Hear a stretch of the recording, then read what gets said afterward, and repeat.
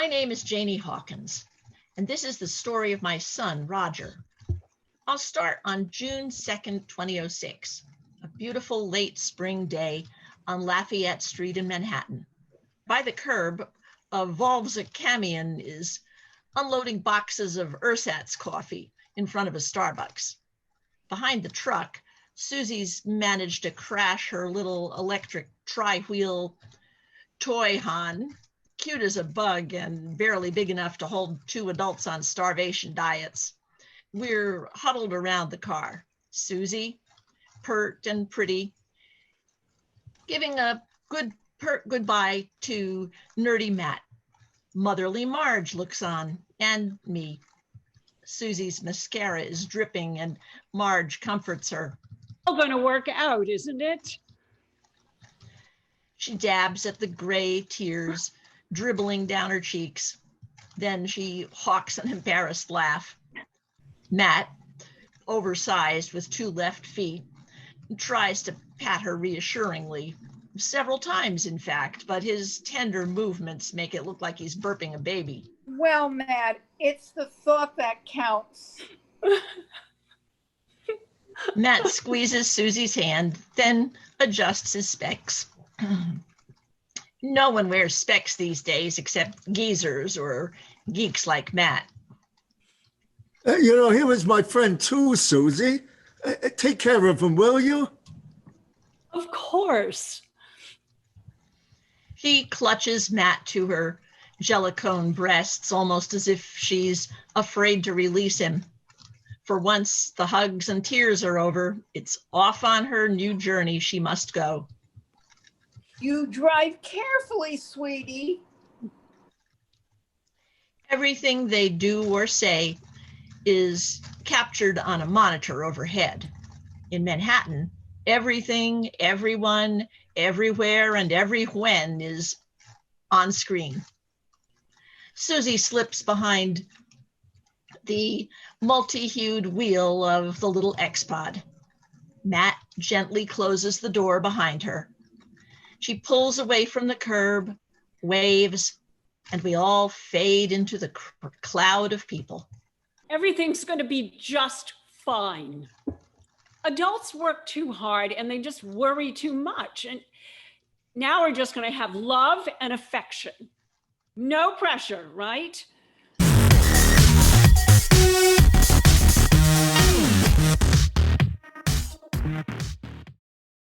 Ladies and gentlemen, welcome dispatches. One of the legal requirements of your job as dispatches is that you attend a reorientation once annually. I can tell it's not something that cheers you up, but I will say that the speakers are darn good, even though most of them are from BFD insurance employees like the rest of you. So I think we should start. Baker McReady? I'm an economist by trade, and it's my job to explain to you in layperson's terms why there are dispatchers. About 40 years ago, a team of MIT scientists completed a study of the future. Assuming that then present growth continued, their inescapable conclusions were beyond anyone's grimmest fears. Possibly within a little as 60 years, our social and economic system would collapse unless drastic changes were made very soon. Since that time, and despite the rigors of climate change, the population of the United States has gone up without stop. The live birth rate has actually dropped, but the combination of senior citizens living longer and longer lives combined with normal immigration, legal and illegal, has pushed the American population to 650 million, more than twice what it was 40 years ago. Okay, immigrants provide cheap labor. The US has found it can't do without. So until someone can figure out a better way to maintain our national population within reasonable bounds, you dispatchers are the frontline people, the protectors of our national security, the ones who make our American way of life possible. You help to keep our population in check, eliminating the unproductive as Congress has authorized. About 30 years ago, I read somewhere that by today, in the year 2046, The average age of that economically developed countries would be 108 years old. Really, great grandpa? I mean, that was my depression of someone I know. Yeah, I told a lot of people that. And those became true. And what did people say back then? They said, what do I care? Yeah, back then, 2046 was a long ways away, and they didn't know if you'd be alive or dead by now. I don't know if I'll be alive or dead by next month, but I keep caring, right? The future world is a world we're helping to make every moment that we're here. Let's go back a few weeks to May 15th, 2046 on Long Island, New York. Long Island Expressway screams with cars a quarter of a mile away, a kilometer north. A very old woman, well past 100, shuffles in a broad-brimmed hat and garden gloves, carrying shiny flower shears. She heads toward the most colorful splotch of chrysanthemums, just a few feet outside her tiny little home. Oh, yes, my pretties. She coos, bowing creakily towards the flowers, studying the ones she wants to harvest. No monitors out here. One might believe there is only nature, sheltered from the bitter and nasty modern world. But no. Unfortunately, that world is going to intrude. Someone sneaking across the golden garden, dashing in skin-tight, all-black clothing, running suit, jogging shoes, baseball cap with red initial B across the brim. My son, Roger. Let me take it from here, Mom. I draw out my dispatcher out from under my jacket. It's a liquidator, sort of like a soldering gun made from translucent plastic. Sloshing inside the handle, there's that clear liquid known as Lestia sap. You've heard of it. Untraceable poison that's a favorite in spy thrillers. I jack juice from the liquidator handle to the launch pen, smirking slightly. I turn backwards towards the very old woman. Roger is just starting to make his move, but right in front, someone else is sneaking. Someone lanky, hawk-like, in skin-tight black running suit, jogging shoes, baseball cap with B on the brim, dressed just like Roger, down to the clear plastic liquidator. That lanky someone comes up behind the very old woman, liquidator set to drill, as Roger shouts, Hey, Stan, what are you doing? and he doesn't wait for an answer, but starts running furiously, bounds ferociously across the yard, and grabs Stan's shoulder, spins him around while the very old woman drops her flowers. Her instinct for self-preservation is as self-preserved as she is. She's on the open list, Roger. Open list, right? I checked. The rules say she's mine. Their faces are so close together that their mouths are only millimeters apart. They know each other. They loathe each other. And while they bicker, the very old woman shuffles unnoticed, step by step by step by step, towards the tidy little door to her tidy little house. What damn rules? I got her lined. Matt gave her to me, okay? Matt, he's a newbie. He don't know nothing. They mash noses. The house door goes slam. Stan and Roger spin in opposite directions, but too late. The very old woman has gotten clean away. Fuck you, Stan. Yeah, fuck yourself, Roger. Want to know who changed the rules? You did. Like an old West desperado, Stan spins his liquidator around his forefinger before he trots away, fading quickly from view. Roger shakes his head, shoves his liquidator into his pocket, and stomps away from the house, back to the road, past an old man hidden in the bushes, never seeing him. When Roger's gone, Abel comes out. He told me his story later. He's well beyond 100, wearing a blue beret, a well-cut blue military jacket, and sharply pressed pants, along with highly polished leather shoes. He carries a cane on which are binoculars fitted with a powerful camera, and he rolls through the scene that just played out before him in the garden by Roger, Stan, and the very old woman. Interesting, Baker, my dear. You're so right. Roger Hawkins and Stan Marker are perfect for what we want. I'm glad you sent me here to see them in action. Abel strides out to the road, away from the tidy house. His walk is almost a strut, head high, chin down, one arm clasped behind his back, the other holding the cane. He comes to a stone wall and aims the cane handle at the wall. Spluck! It's a graffiti blaster. He maneuvers it over the face of the wall, creating one of his favorite quotes. The population, when unchecked, increases in a geometrical ratio. Food only increases in an arithmetical ratio. Thomas Malthus, 1766, 1843. Very good. Abel steps back, admires his handiwork, and then continues his way down the road.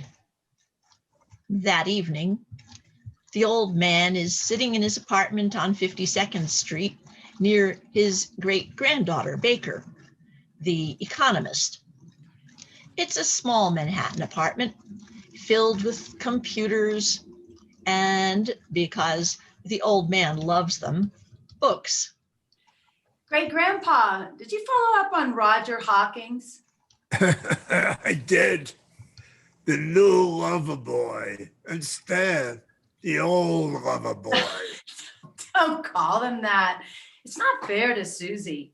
I'm just teasing, dear. So then he tells her about the run-in between Roger and Stan. There's a piece of luck. Will the Malthusians and the AARF fund the project? I'll bet on it. They wanted us to find men like Roger and Stan. Imagine dispatchers will suddenly be helping the human race. I'll be watching them closely. A really strange, unpredictable way. Things are coming together very quickly, aren't they? Roger comes out of the subway to the street, donning dark shades as he does. He charges down the sidewalk, packed with stumbling oldsters. A solid row of geezers lines the edge of the sidewalk by the buildings, each senior armed with a tin cup and a sign. Pleas for money, food, shelter, or insurance coverage. A young woman in mirrored silk shorts and a see-through halter pushes a shiny armored baby carriage. Just behind her is her beefy bodyguard. His shirt reads, Mama Patrol. Oldsters shuffle and scurry to avoid him, parting like the Red Sea around her and her muscle. Just ahead, there are two buildings, the Michael Moore Memorial Muckraking Museum and BFD Health Insurance.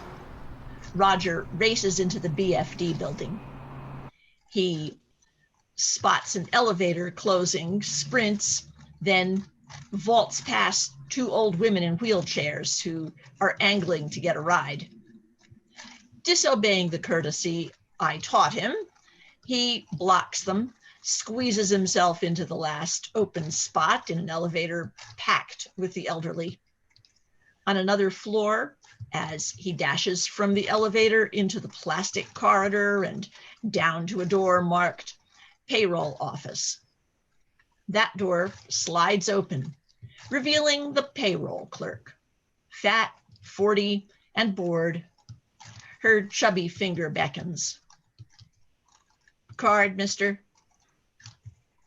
Roger whips out his wallet, removes the pay card and slides it across the counter at her. She flicks the card expertly and shoves it into a slot in the terminal at the counter. Okay, Mr. Hawkins. 2,300,000. That's a nice few bucks, Mr. Hawkins. Busy work week, huh? Don't spend it all in one place. Did you figure 62% has already been spent? A 62% being what exactly? Social Security, Medicare, Medicaid, ElderCare, senior transport, wheel meals, hostel stays, Bury rights. See, 62% is what Uncle Sam and New York State together steal from both our pay. And for what, huh? To take care of the old farts. You get the picture? Oh, I get it. You're a dispatcher, right? You got it. It shows. You do private jobs, maybe? You trying for an inheritance or something? Something like that. Let's just say I've got someone I'd like to see. Dead? Whatever. Dead isn't just whatever. How old's this person? My mother-in-law, say about 90. In other words, you're talking murder. Ain't that what you do for a living? They got to be at least 95 before I can touch them. Oh, I didn't know. Don't they teach you people nothing? I'm a dispatcher, not a murderer. You get it? There's a big difference. Got it? No, yes, no. Well, listen, here it is. I obey the law. There's another monitor outside the payroll office, and it shows Roger as he rounds the corner, heading for Matt's office. Stan is coming out Matt's door. Roger steps back out of sight. Stan doesn't see Roger and keeps walking the other way. Inside his office, Matt is hard at work, peering into his computer monitor. With the sound of someone new coming in, he swivels around. Oh, hi, Roger. Yeah. I see you Matt did 15 stinks. visas this week. Yeah. And you get 25 bonus points too, my man. Twice your personal record.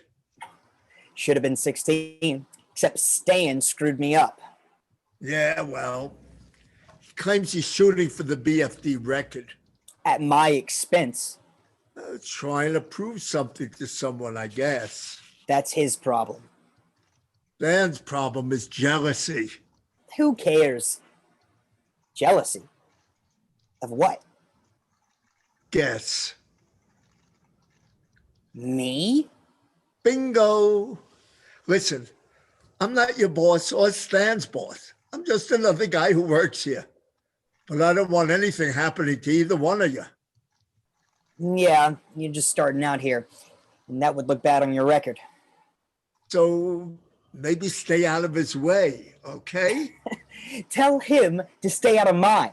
I had a big score lined up. I had the juice all jacked, but Stan strolled in and tried to take her from me. Well, he said it's a very old lady. It was on the open list. What's that supposed to mean? It's just chicken shit, man. I looked. She was free list. Listen, I don't care. No BFD dispatcher goes horning in on a buddy score. Since when is Stan your buddy? We're on the same team. It's the one big unwritten rule. Look, Roger, this isn't an easy business. When the elders started living longer and longer, they became too numerous for the rest of us to support. Yeah, but Yeah, so okay. They had to be thinned out somehow. Laws got changed. And now elders can't vote past the age of 100. And some friends of Trump's trimmed up dispatches like you, like Stan, like all the others. All the elders over 100 went on the open list. that isn't how I heard it. Go read Public Law 24-67009. I did. Years ago, when they called dispatchers the tail and debt squad, the insurance lobby sneaked dispatches into the law, and they've stayed there. BFD has its own list, doesn't it? Well, sure, every health insurance company can have one. The lobbyists earn their money that way. A geezer turns 95, we put him on it. You're exclusive on yours. Stan can't touch him. You can't touch his. But we also get the government subsidy money for anyone over 100. It boosts the death rate and they're on the open list. I'd put the very old woman on your assignment, but she was still on the open list. You understand? I guess. So how about some old timers for you to take care of? How about 20? You're in great shape to handle that, right, Roger?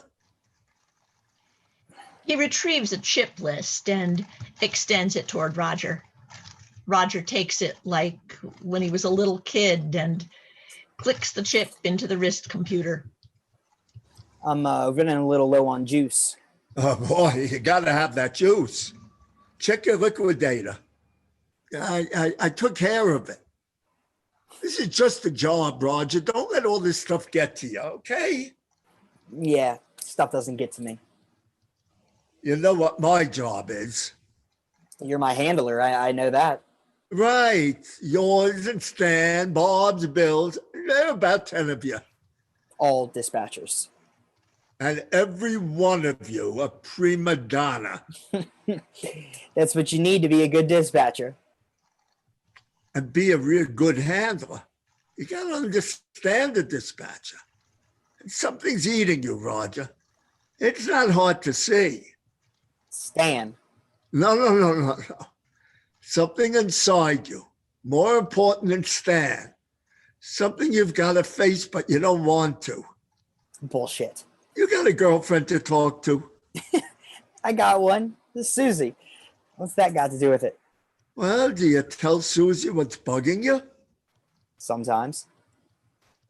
Talk to her more often. It'll help. I guarantee it. After leaving Matt's office, Roger goes upstairs and continues stewing at his barren desk in his tiny cubicle on the 52nd floor of the BFD building, staring at his own computer screen.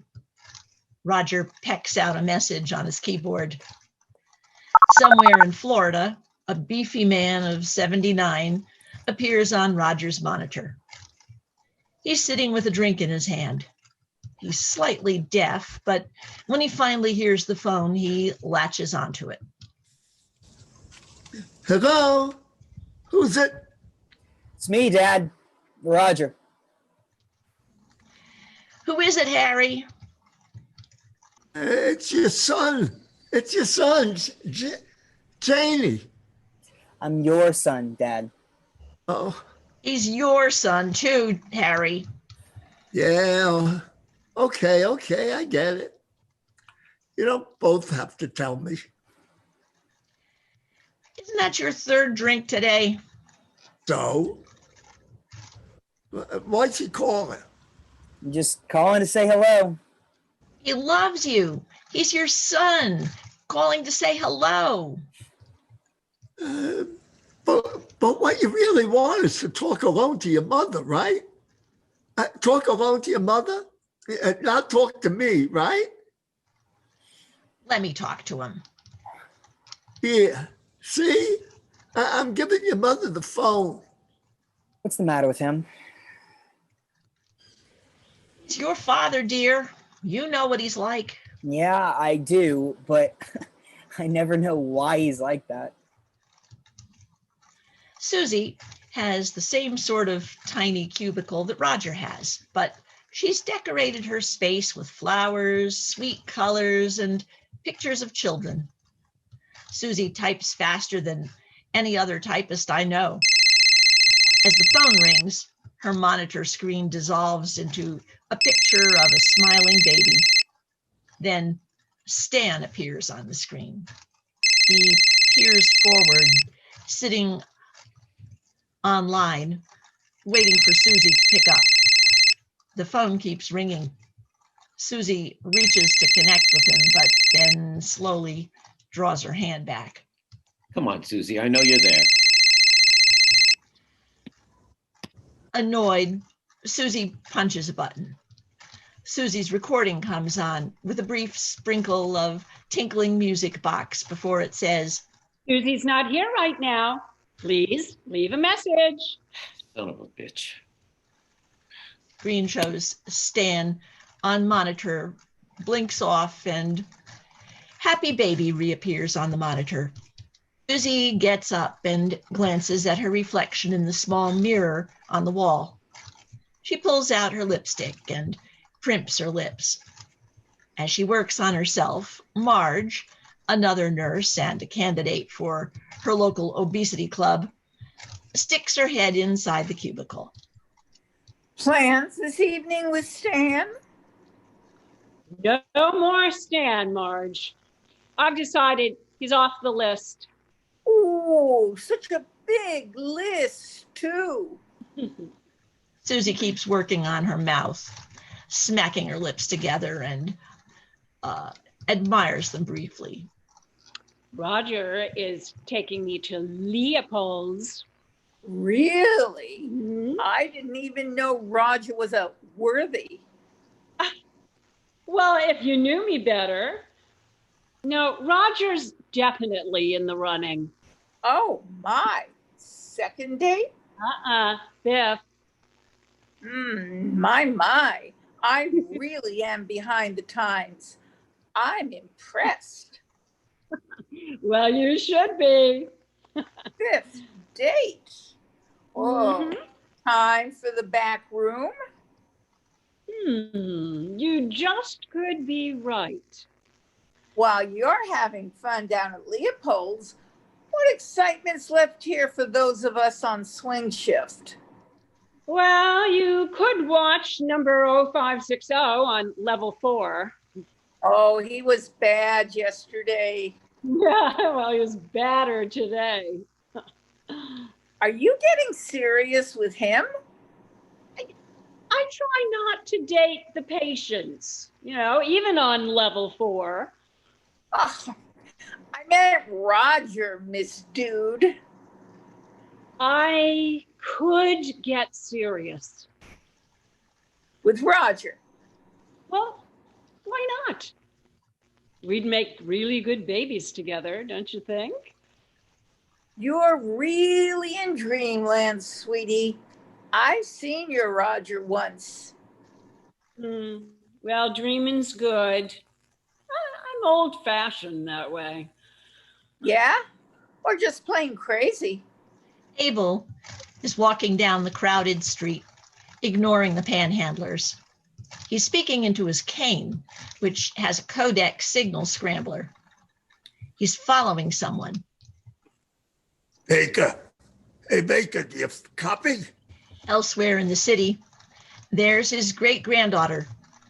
Like her great-grandfather, her back straight and her walk is almost a march. And she's following someone too. 10-4, Abel. I'm watching Elvis. Good. Now I'm with John Lennon. You stay with Elvis. 10-4. How are things going? The AARF is on board, and the Methuselahs are just about ready to pop, Ducky. Now we're cooking, Great-Grandpa. Leopold's bar is on the 10th floor of what used to be the United Nations building. Now it's been turned into lofts, flashy bistros, and bars. Over the bar, a lighted sign that reads, Leopold's, no old fogies allowed. The monitor on the wall shows Roger sitting across from Susie, hands cradled around his glass. Susie peers at him. So, what is it? Nothing. Oh, come on, really. Spit it out. I can't say anything to my father. Roger raises his hand and lets it drop, shaking his head. You called him. Tried to, yeah. Well, good for you. I mean, that's exactly what we were talking about, right? Well, we could talk about it some more if you'd like. I mean, whenever you want. I mean, if you want to. Could we instead, Visit the back room? You know, that's all you can think about when we're together. it's been a really tough week, Susie. Mm-hmm. Tried to talk with my dad. Ah, good. Didn't help me feel good. Well, I really think that you need to talk to me about, him some more. And don't you? About you and him. About why things are the way they are between the two of you. Maybe, but I've got needs. Other needs. Don't we all? Aren't they the same? Yours and mine? Come on, this has been a really shitty day, all around. Susie gets ready to repeat again her litany about Harry, but stops herself. Guilt pains her to see Roger so sad and forlorn. She's thinking about him and about herself. Philosophy washes over her, or maybe it's a waft of human pheromones. I mean, why not make happiness for both of us? I have needs too, right? I think today is your lucky day. She sashays slightly toward the rear of the bar room and does a pirouette. The back room's this way, right? Roger grabs his drink and follows her at a gallop. Down the back hallway of Leopold's, there's a row of doors. Each has a sign reading, "The back room." The first door they pass says, "In use," so they go on. The second door says, "Welcome, enter." Susie opens the door and peers in. He goes in. The walls are beige plastic. There's a bed freshly made with 2 plump pillows and, of course, a monitor. Roger follows her in. As soon as they're both inside, the monitor blinks on to show a man and woman kissing passionately in bed. They aren't old fogies or geezers. While they stimulate their genitalia, an enthusiastic voice booms to music of a lusty but tasteful sort. Sex on your mind? Don't fight the traffic. Don't fight the urge. Come in. Come on. Or just plain come. Give in to your erotic whim. Our beds are soft, romantic, and fully ready right now to satisfy your every need. Oh my God, pay for it, please. Make it shut up. Right. Welcome. Please deposit $50,000 for the first 45 minutes. Roger swipes his credit Have card fun. and then pulls it out. Susie strips off her sweater. Her bra, molded from shiny beige plastic, matches the walls. Pulling out his liquidator, Roger eyes her bra appreciatively. Wish old farts could see you in that thing. They croak. It'd save me the trouble of using this liquidator on them. Stop calling them that. It makes me wonder about you. Well, what do you call them at ElderCare? Well, customers, patients. Like the one stacked up in the basement? Roger starts to pull off his pants. He hops around on one foot. A nurse tries to show respect for human beings. I'm lucky that's not in my job description. Well, how about scum like your friends at HQ Healthcare? What friends? They're competition, damn it. Yeah, they caught HQ bribing Dr. Molinart to get him to knock off patients. And then HQ won't have to pay to take care of them. Oh, damn it! But he finally gets his pants off. Meanwhile, Susie cuddles in the bed. Wow, this is starting to fit my needs very nicely after all. Oh, yeah? She kisses him to make him shut up. Roger finally comes to his senses. He tosses his pants and reaches for her roughly. Just like Harry, Susie pulls away. Ouch! Gently with me, okay? Sorry. My job's without the competition trying to get me laid off.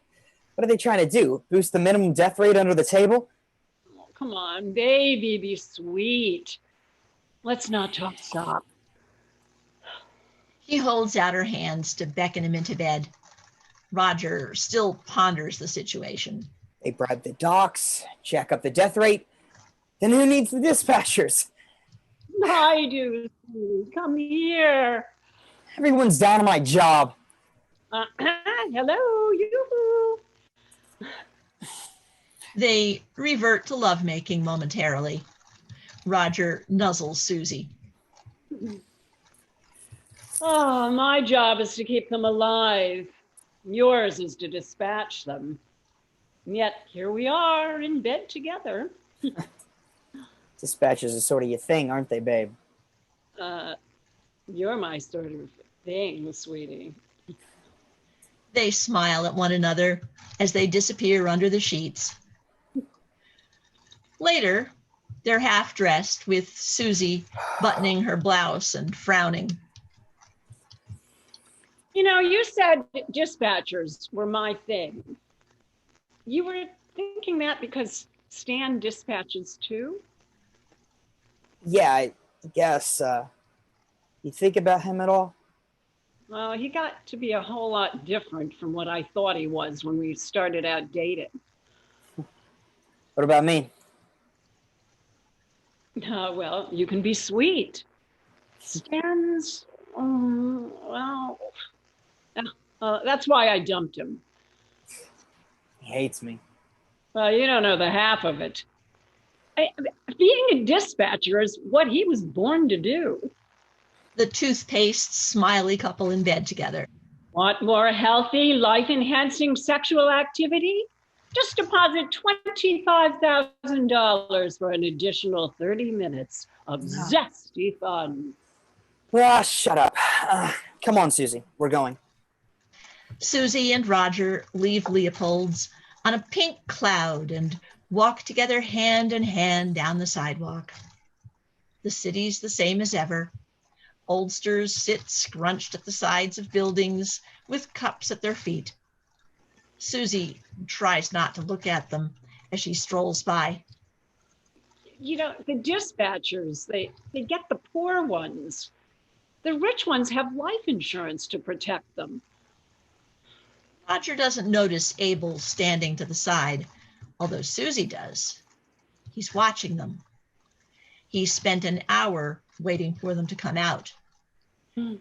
Oh, I would like to go somewhere far from this world.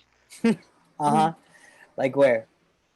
I don't know, a desert island, maybe? There's no such thing anymore.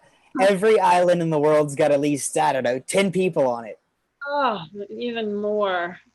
But even more. I'd like to have a baby. Maybe that way someone will take care of me when I get old.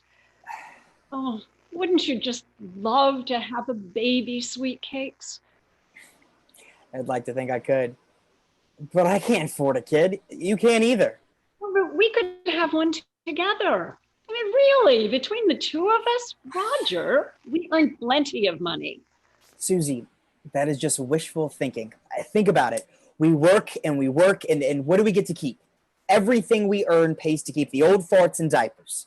Roger sits stoop-shouldered on a train station bench. There is a crowd of oldsters near where the train comes in. Above his head, a young woman speaks from a monitor. I used to look like this.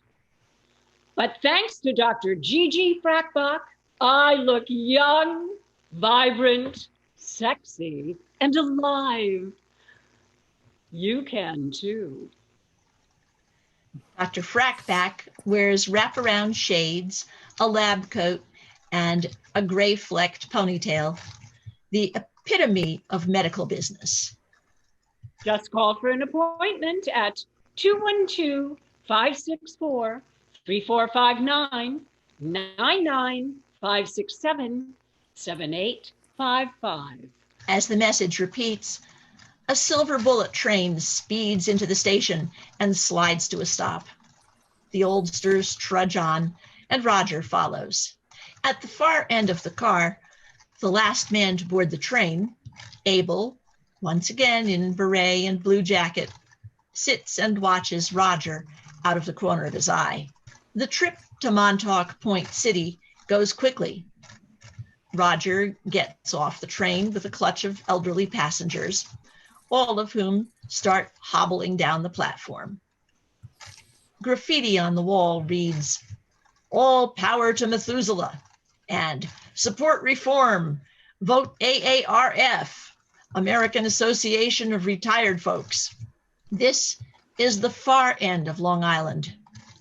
In the old days, it was sparsely built, with sand dunes nearly 100 miles from Manhattan.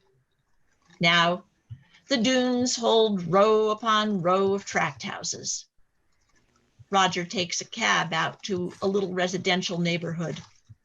He pays off the cabbie and walks down 2045 Street until he gets to number 67681, a little gingerbread house with flowers near the door. Roger saunters by surreptitiously. Then he vaults the picket fence into the yard.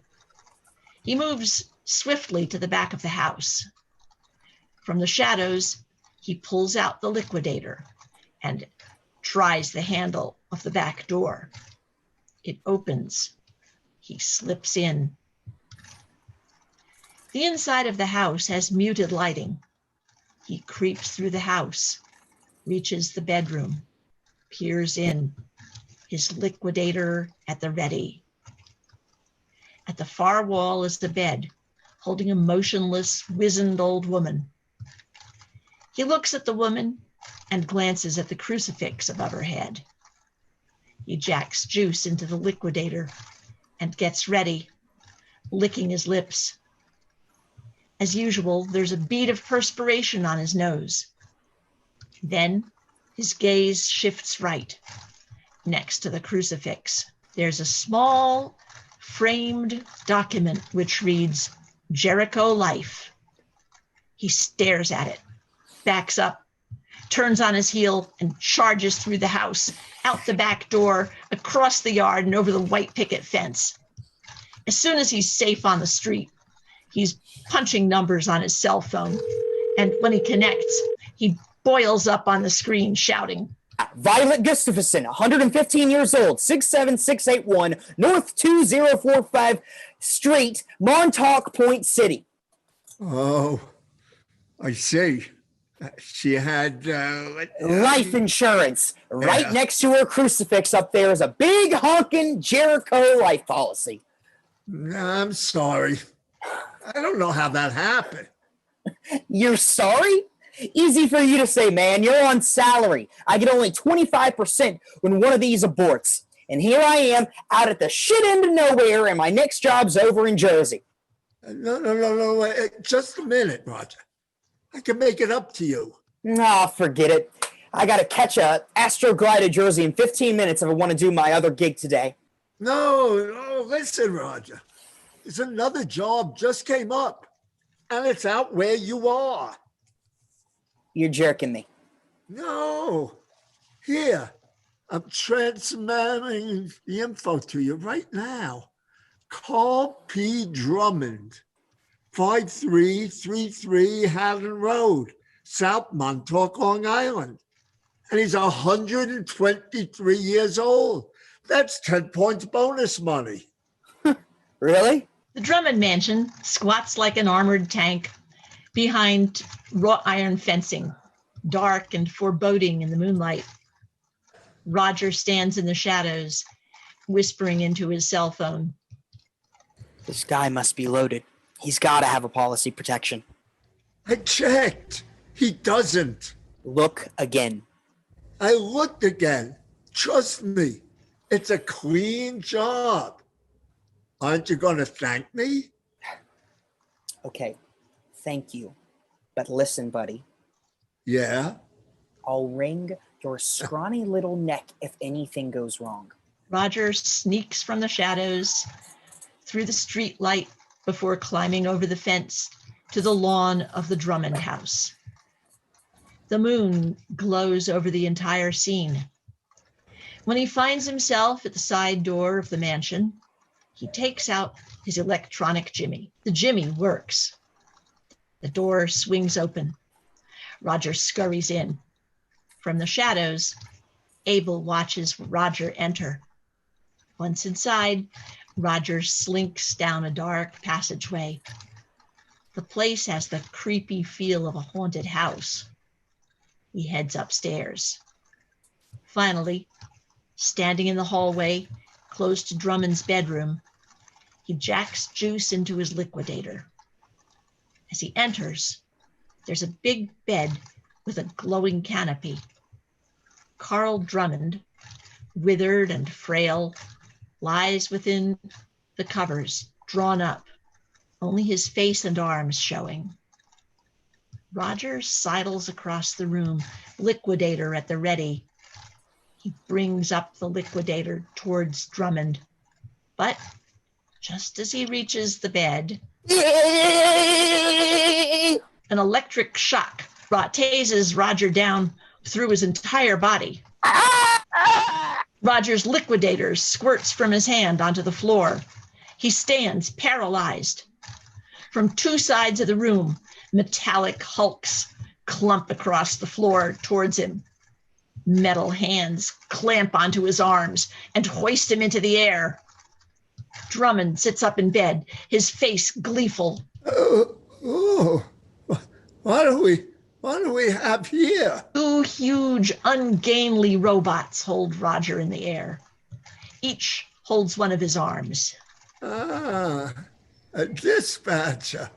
A cowardly, conniving dispatcher. How do you like my inventions, Mr. Dispatcher? How do you like my electronic barbed wire? Nifty, huh? Let me go! I'm just doing my job. I'll call the cops. Oh, but one. Take a cell phone, please. Oops. Guess you've just been disconnected. No cops. Give me that back. Call me about it later. Meanwhile, you've got places to go. On tank tracks, the robots clank in tandem toward the bedroom door, dangling Roger aloft, one on each arm. Hey, let me go. Where are you taking me? I know what it's like being old. I mean, being really old. The robots lug Roger into a creepy laboratory, replete with giant glowing lights and large bubbling test tubes. At one end is a giant box sprouting electric wires and LCD meters. Drummond's face, grinning and waggling his eyebrows, appears in a frame above the box. Well, you're just about to find out. I can hardly think about Roger going in like this. The robots haul Roger to the box and dump him in. The doors to the box smash shut. Roger is crammed into the box. Lights inside flash on and off with pulsating sounds, throwing Roger into anguish. Even as he writhes, a tiny monitor in the corner of the box flashes on, showing Drummond's leer. Happy landings. Drummond smiles as the skin on Roger's face starts to ripple. Everything turns black. Baker stands in an alleyway somewhere in Manhattan, speaking into her codex. Come in, Abel. I'm still with John Lennon. I'm outside Inspector Gadget's house. He just nailed Elvis for us. You stick with John Lennon. Has Dr. Frackbag told you what he's gonna do? No, not yet. But the man is only interested in money. That we've got now. Abel is really feeling feisty. So feisty, in fact, that he hauls up his cane, turns on his graffiti blaster, and smears this on Drummond's wall. The young, by unfair combinations, contribute frequently to prolong a season of distress among the old. Thomas Malthus, 1766, 1843. There's a monitor in the hallway in front of Roger's apartment. The next morning, Susie comes walking toward the hallway. The apartment doors are slightly open. Susie peers around the corner. Roger? Someone says something indecipherable from the bedroom in the back. Susie enters and shuts the door. Roger, where are you? Back here in bed. Roger? Are you? Roger? Oh my God. Roger, what happened? Roger has drawn the sheets up nearly to his face, but he can't hide his forehead. It's old and wrinkled. His pate is nearly bald and sprinkled with liver spots and white clumps of hair. Everything about Roger says he's 108 years old. He holds up a hand. I woke up and my hands were like this. This is a gnarled claw.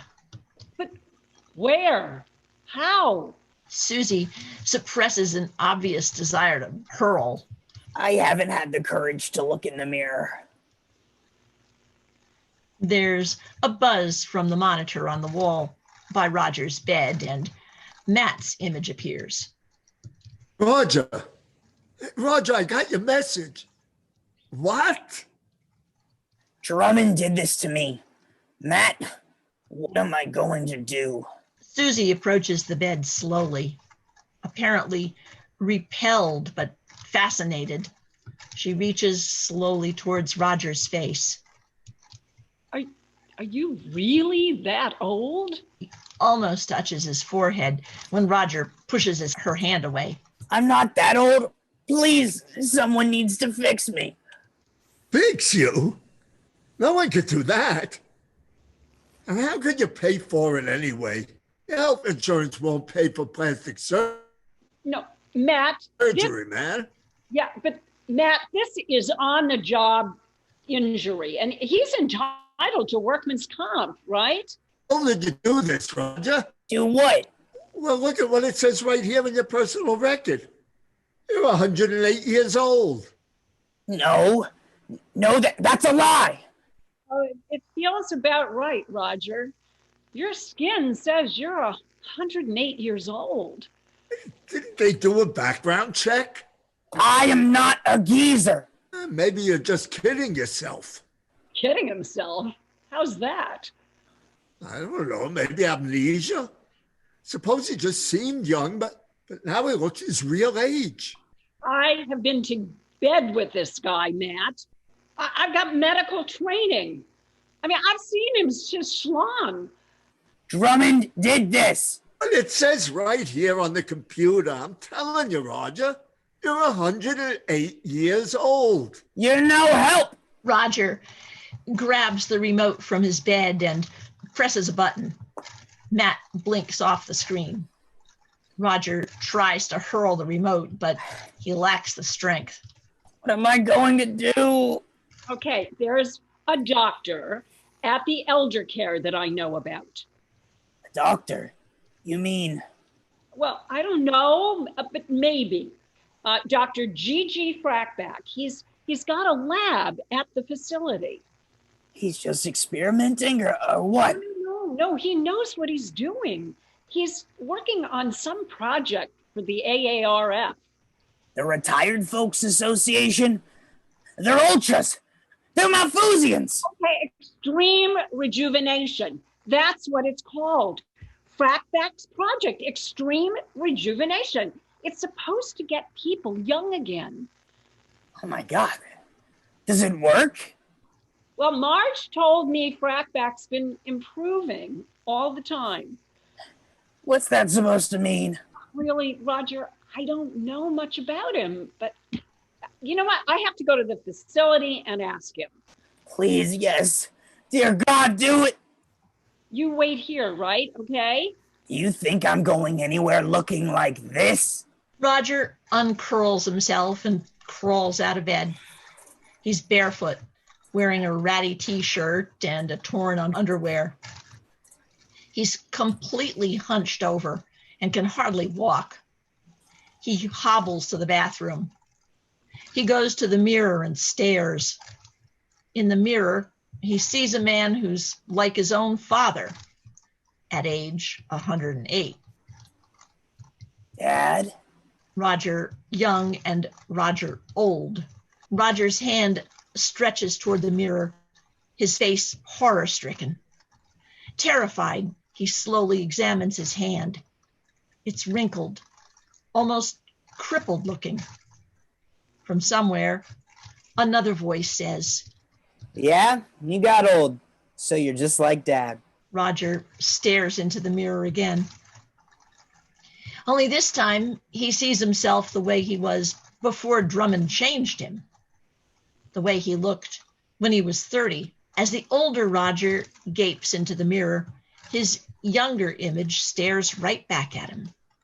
Yeah, Dad was locked inside you all the time, just busting to get out.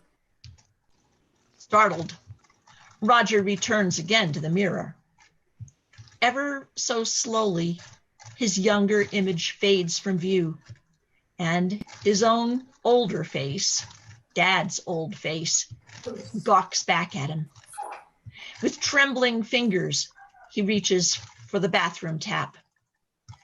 He has to strain to get the faucet on, but finally, he gets the water running.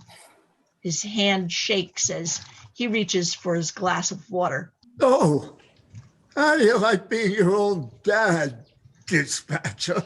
Roger drops the glass. It crashes to the floor.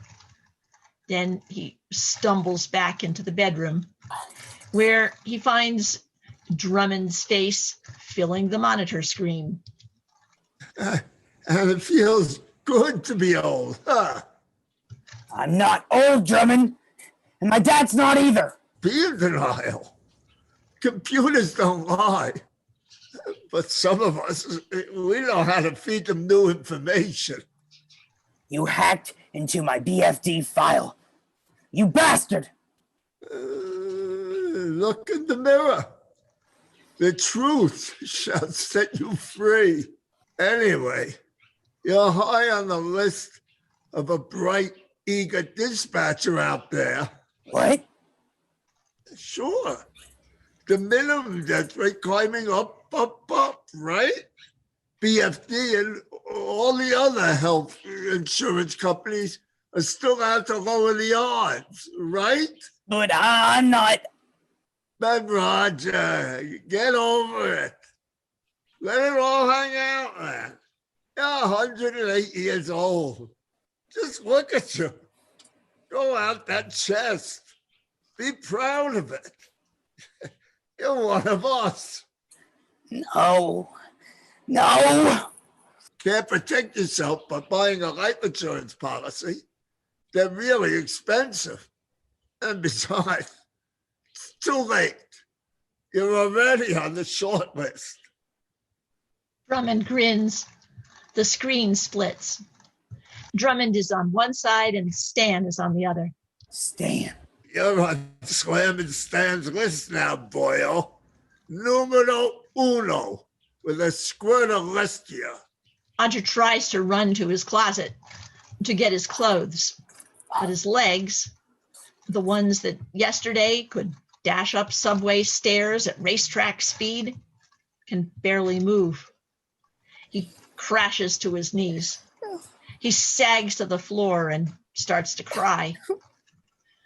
Someone's standing over him, his younger self. Stop whining and get up. Who? What? What? Stan's on his way. You've got to get out of here before he arrives. Roger tries to move. His knees feel like two spindly sticks of wood. I can't, he says. I hate you geezers. Dad's completely useless, and so are you. Roger struggles. There's a chair just a few feet away, and he crawls to it and pulls himself up, inch by painful inch. Get up, Dad, or I'll kick you right in your bony ass. Why do you hate me, Roger? Go put some clothes on. Can't you give me a hand? Who do you think you're talking to? You! Your brain's addled, Dad. I'm not letting you give up, old man. Put on your goddamn trousers. He does it. He can hardly remember. But eventually, he's got on his clothes. On the monitor in the hallway, the door to Roger's apartment swings inward slowly.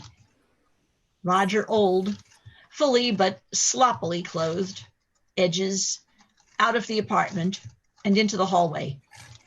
He closes the door, shuffles down the hall toward the elevator, staying close to the wall, his hand tracing along the wall to catch himself should he start to fall.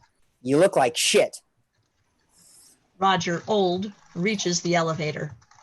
He presses the down button. The elevator door opens. Roger Young standing inside.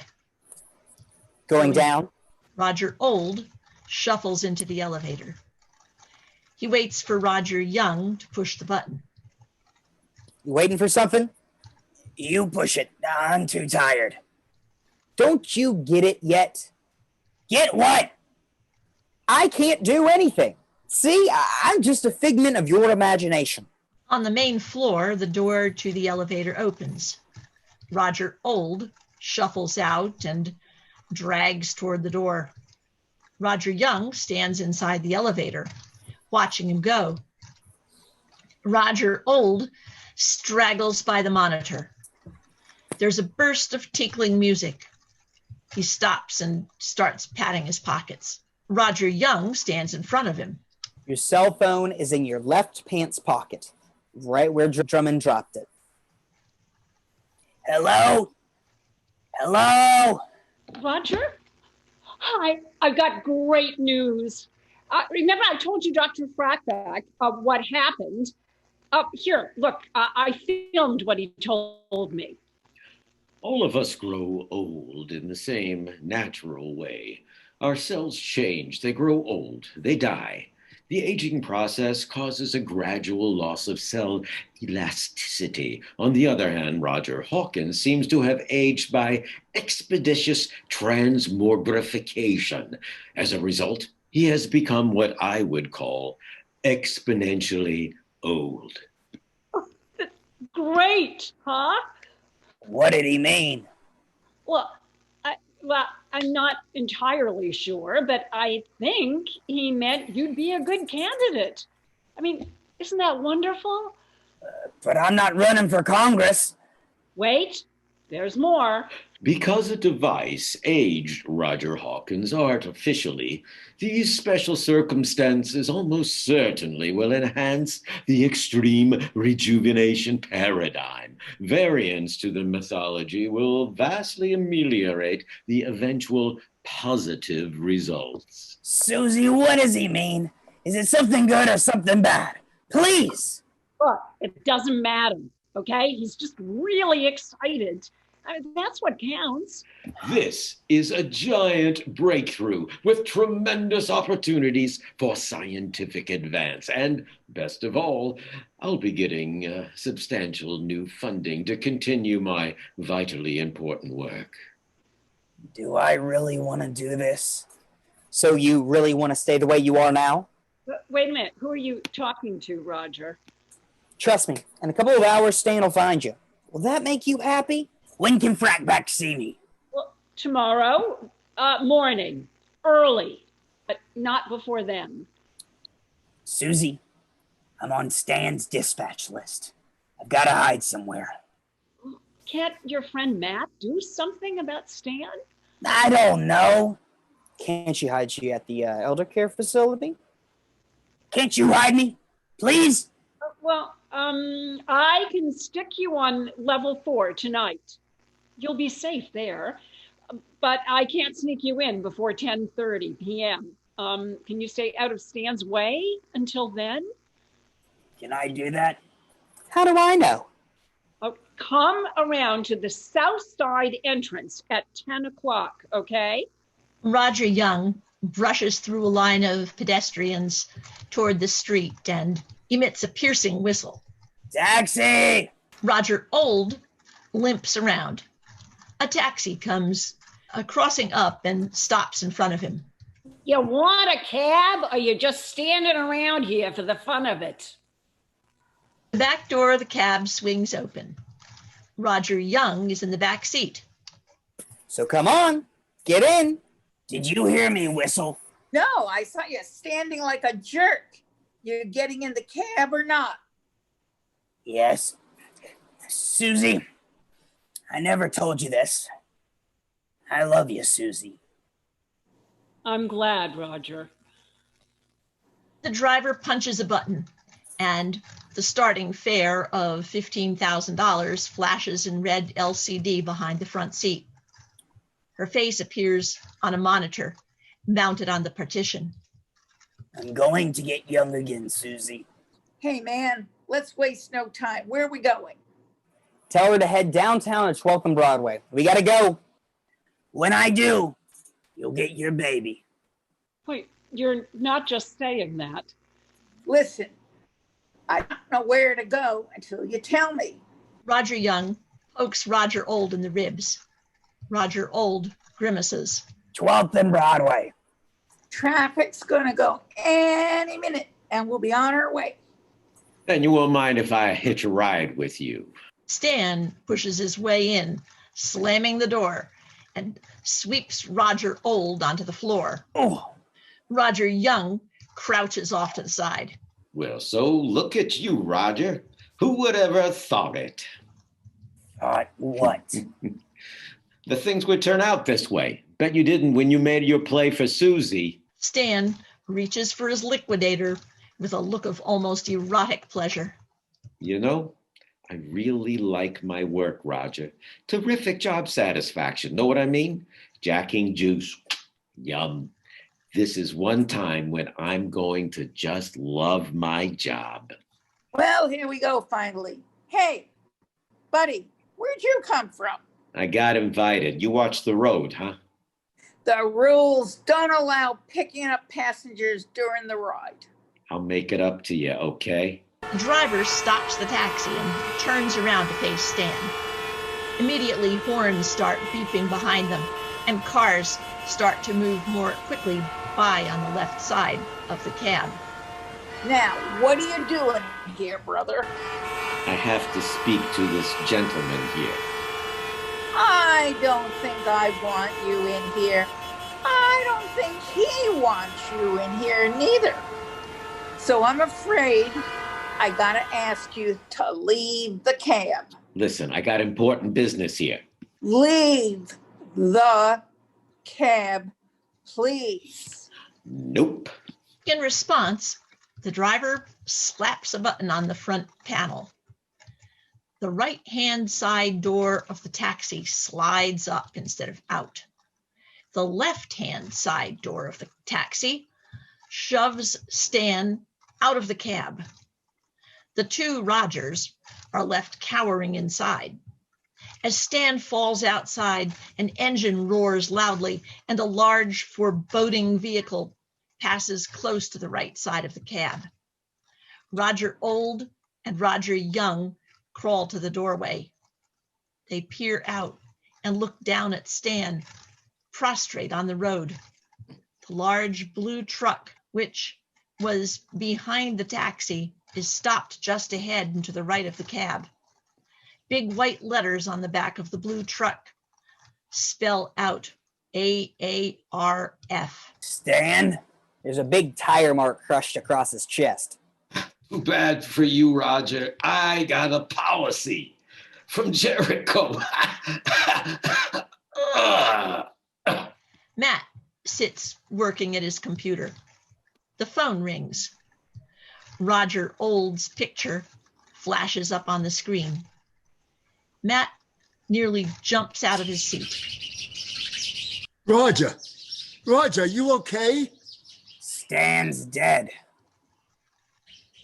They told me you killed him. Why'd you do it, Roger? I didn't. It was pointless. He was too young. Don't you see? It didn't help the statistics. This isn't about statistics, Matt. They can't find the taxi driver or you. Where the hell are you? I can't tell you yet.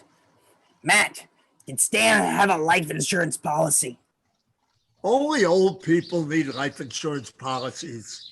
Could you please check if he had a policy and the insurance company thinks I had anything to do with this, with his dying at all? Yeah, okay. Let me check here. And here. And here. Well, I'll be. Yeah, he had a policy. I'm really sorry. Really sorry, Roger. Was it with? In the night, the Jericho Life Insurance Tower looms black and ugly, looking like a tower of doom, searchlights gleaming from every floor as well as the roof. At the base of the tower, 4 insurance agents, dressed in suits of black plastic, mount into 2 glide mobiles. Each of them wears wraparound shades. They'll be after me. Yeah, I'm afraid so. If they ever catch me, I'm dead. Yeah, I'm afraid so. In a deserted parking lot, a large blue truck with AARF painted on the back is parked off in a corner. Inside, Abel is dressed in his beret. Like it or not, now you're one of us, Mr. Hawkins. I'm afraid so. Hey, Roger's an old guy, but I'm a hot chick. How can I be one of you? You can't, but we had to bring you along for your own good. Jericho Life will come after Roger because they think he killed Stan. But if they ever catch up with Roger, they'll be after you, too. Just my luck. I knew I shouldn't have driven you. You're probably wondering what we're going to do with you. You took the words right out of my mouth. What about me? Later, please. If you were young, we'd be hunting you the same way we hunted Stan. Our job is to dispatch the dispatches. I'm a dispatcher. Yes, but we need you alive to help Dr. Frack back with his research. You need me as a guinea pig. Well, maybe I don't want to be one. You don't have much choice, Mr. Hawkins. Can't Drummond help Frackback make people young? So far, he hasn't been helpful at all. Well, maybe I should wait. Why don't you look at this? Abel swings around a monitor hanging from the ceiling of the truck. The 4 Jericho Life agents are parked in their glide mobiles somewhere in Central Park. 2 of them are on cell phones, and 2 are at the wheel.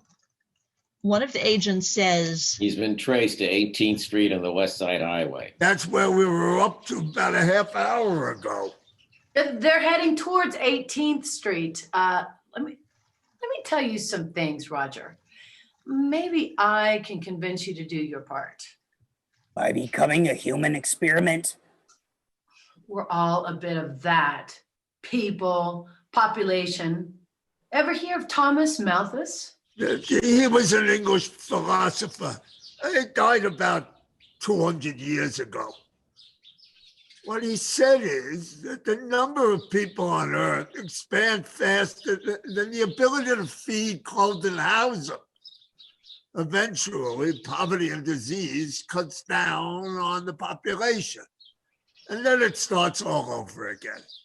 It's what's been happening all over the planet, particularly the last 40 years or so. Look, as a dispatcher, you're a big part of the cutting down of the population. I remember that's what you told us at the BFD or reorientation. A dispatcher's job is to cut down the non-productive population. I'm glad someone was listening. I said it, but I don't believe that's the way it should be. And the way it should be, that old people like me should enjoy their goddamn golden years. You see, Roger, that's the big problem. If there are more and more old people, you need more and more young people to support them. Well, that's just increases the population. It's just what Malthus said 2 centuries ago. The immediate cause of the increase of population is the excess of births above deaths. And the rate of increase or the period of doubling depends upon the proportion which the excess of the births above the deaths bears to the population. Right now, the birth rate is down, but without the dispatchers, we would never be able to go back to the old world population. And so that's basically what I am going to program you to do, Roger. And then, for instance, if we can just get back to Dr. Frackback. So I get to keep my job? I think that you're going to be able to keep your job. And if I can get you to see Dr. Frackback maybe tomorrow by 7 a.m., that's why we're here. I'm surprised that you'd still want it. I mean, what my great-grandfather and I are hoping is that there's a better way to keep the population down, to stabilize it. Like what? For instance, if old people could be made young again, we'd have fewer old people and more young people all at once, not having an increase in population. And the problem would be solved. And that's why you'll be seeing Dr. Frackback at 7 a.m. tomorrow morning. The ElderCare facility is a sprawling place. Level 4 is a giant cavern of a room lined with rows and rows of huge steel cabinets with semi-opaque glass fronts, all filled with old people sleeping. I'm going in there. Yes, until tomorrow morning, when Frackback can see you. So get in bed, please. I see there are headphones. At least do I get a choice of music? Bluegrass music plays. Roger Old lies in the drawer and sleeps. Roger. Huh? Bluegrass music stops. Susie and Marge hover over Roger Old. It's morning. Time to go. Roger Young sits on a chair looking bored. Roger Old sits in bed, wearing a hospital gown. Just another hour. Do I really want to do this? Yes. How many times have we been through this? Jericho is still after you. We can't be sure of that. They don't have to wait long. Outside, there's a sudden sound. Thwack. Oh, was that? The door opens. Abel pitches face forward into the room, for either Roger can move. A Jericho agent steps into the room, kicks Abel's legs aside, closes the door, and locks it. We got business, Mr. Hawkins. I didn't do it. Really, I didn't. I didn't kill Stan. Let me show you a clip I got. Pictures don't lie. The monitor shows Roger Old peering out of the taxi and Stan's body lying on the bridge roadway in the foreground. It was an accident. Wrong. You threw him out of the cab so the AARF could murder him. You wanted him out of the way so you could have Susie. Oh, shit. She didn't want Stan, she wanted me. You knew you were too old for her. She wanted a younger man. Pictures don't lie. Monitor blinks off. What are you going to do? I got a liquidator here. What's a suitable punishment? God, I can't believe this. All right. You're going to do it, then just get it over with. Do it now. Dispatch me. I'll just jack juice into my liquidator. It'll be a pleasure. Agent lowers the muzzle of the liquidator until it's touching the center of Roger Old's forehead. Roger Old closes his eyes. So does Roger Young. There's a long, long pause. And I wish I could. But it's just not my job. He moves the liquidator back into his pocket and folds his arms, chuckling. The agent removes his shades and sticks tip winningly into his mouth. I guess you don't recognize me, huh? Well, why would you? I'm looking that good. You're... Oh, that's right, Roger. My name is Carl P. Drummond, and I've just had extreme rejuvenation. What do you think? Pretty hot, huh? You mean it really worked? Like it? I'm just getting used to myself. I'm thinking about introducing myself to Susie. She's one great babe, right? I mean, isn't she?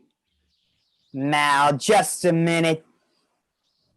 But now, why waste my time? I can be a whole lot choosier, right? Now, just a minute. Well, I think I'll just be moseying. Got to call into Jericho Life. I figure their dispatchers will be here in about, 5 minutes or so. Ta-ta. Unlocks the door with a deft flick of the wrist. Behind him, Abel, somewhat the worse for wear, stands and confronts him. Try me, Pop. I don't need to. You're just another one of Dr. Fratback's little mistakes. What the hell do you mean? What kind of mistake? Well, I'm thinking that in 5 or something 4 will happen 3, which will show you 2 what I mean 1. Drummond's expression turns from anger to worry to horror as suddenly his entire body starts to shake, and then his body dissolves into a putrid mess and collapses to the floor, with his clothes falling in a disheveled heap on top of the pile. Abel shakes his head. All the Fratback's operation end up like that, eventually. Roger Old and Roger Young look down aghast. Drummond just lasted the longest. Susie and Marge bring in a wheelchair. Time for Dr. Fratback, Roger. What the hell is that? A little medical mishap. Call Drummond. Dr. Fratback didn't tell me who he was working on. We were hoping Drummond might have some special information to help Fratback. Too bad he didn't know his ass from a hot rock. I don't care what any of you say. Don't let him touch me. I'm not going to have an operation. I'm not going to have an operation. In Dr. Fratback's operating room stands Dr. Fratback. He's a crazy cross between Dr. Strangelove and Dr. Phil. Pompous, unctuous, deep and golden toned. Yes, of course, Mr. Hawkins. It's experimental. Experimental medicine always has its risks. I can't promise you perfect results, but I can promise you that I'll be using every bit of my 30 years of medical experience and skill. And you are in a unique position not just to bring success to your own situation, but to help millions and millions of other people. Remember the explorer Ponce de Leon? He tried to find the fountain of youth. You, Mr. Hawkins, may be the person who brings the fountain of youth to the entire world. Fratback is speaking from a giant monitor. Roger Old is lying on an operating bed under a large operating lamp. Along the side, are bubbling tubes, wires, and dials, bearing an unmistakable yet unfortunate resemblance to Drummond's laboratory. Roger Young stands behind the bed. Susie and Abel and Baker sit on chairs. Drummond, who never really understood the science of his own invention, stumbled upon a method of expeditious transmogrification. As a result, when he did his experiment on you, he modified the cells in your body over an extremely concentrated time period. And Drummond told you about this? Correct. The man was both a genius and an absolute loony, but he told me enough so that I've been able to take his findings and come up with a brilliant new twist on everything I've done before. Everything. I've worked it all out this morning. This is the latest thing, and this time it's going to be the greatest. I can see it all very, very clearly. See what? For you, long life as a youthful person. Happiness. Yes. And a baby. Right. And for me, of course, a Nobel Prize in medicine and chemistry like Madame Curie. And I'm a man, plus a few $1 trillion in patents. What do you say, Mr. Hawkins? I say it's my ass on the line. That's true.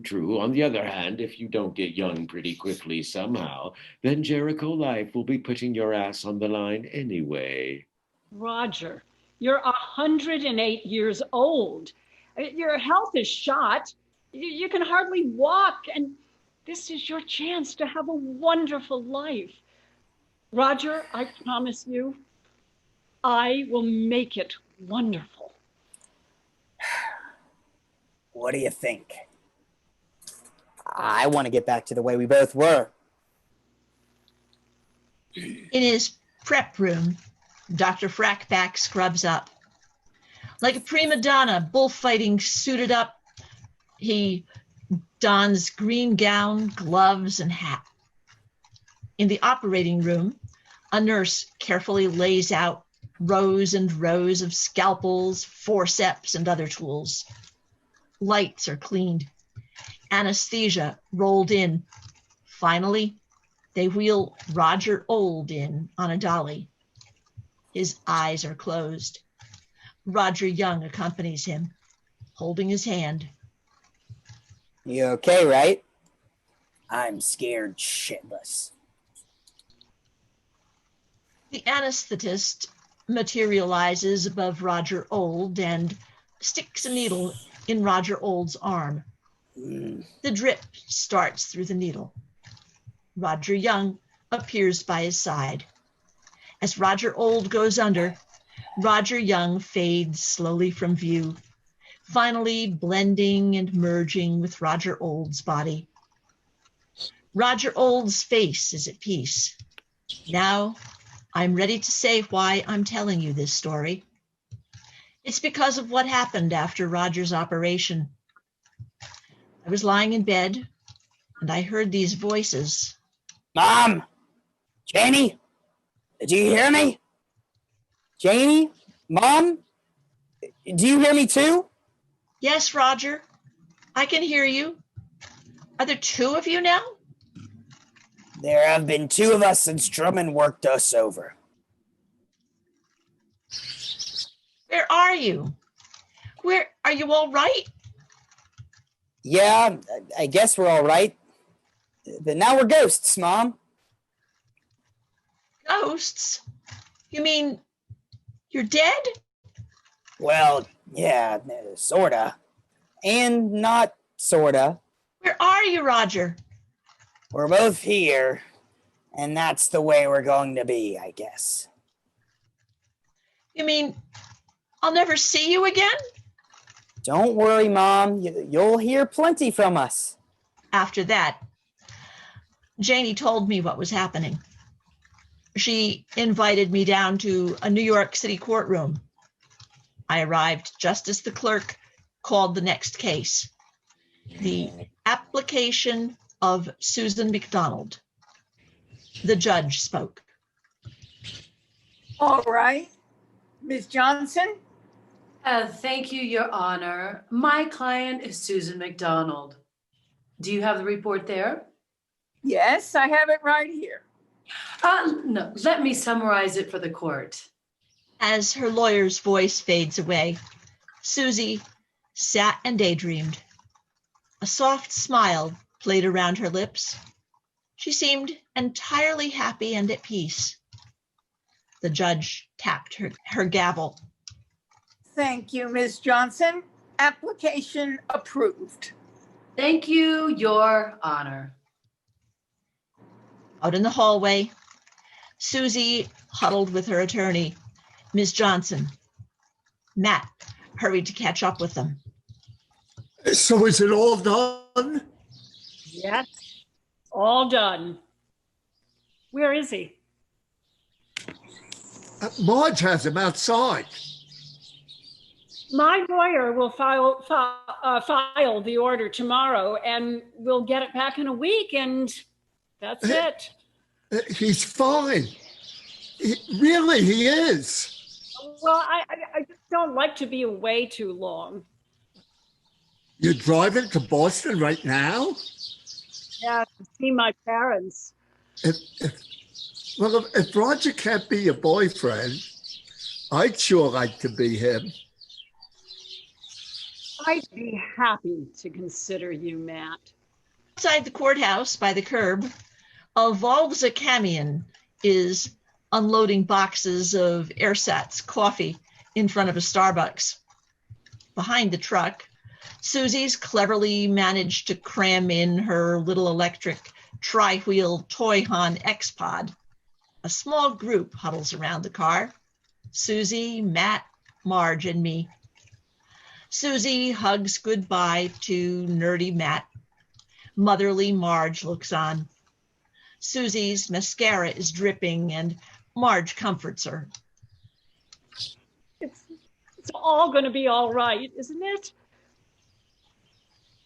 Susie keeps sniveling. Matt squeezes her hand, then adjusts his specs. He was my friend too, Susie. Take care of him, will you? Oh, of course. I'm sorry the operation didn't turn out as planned. Oh, no. Oh, no. It was perfect for Roger and me, really. Marge is happy for me. And I am happy. Now Susie is in her little X-Pod behind the wheel. She waves at the group that came to see her off, and they all wave back as they fade into the distance. Everything is going to be just fine. You'll see. In his BFD uniform, Roger lies placidly, listening to Susie. Childhood is just a wonderful time. Adults work too hard and they just worry too much. We've both done too much of that. There's a different Roger in the tiny back seat of the X-Pod. But I remember him. He's only 10 months old, and he's lying in a car bassinet, holding a blanket, sucking his thumb, looking utterly content, and dressed all in BFD black. He's so cute. And now we're just going to have love and affection. No pressure, right? You'll see. We're going to drive to Boston, see my parents. Oh, they're just going to love you, Roger. Remember how you promised me a baby? Well, who would have thought? Not I. There's another tear on her cheek, but she keeps driving, looking very happy. I'm glad that something good came out of all this. Amen, brother. We're her baby.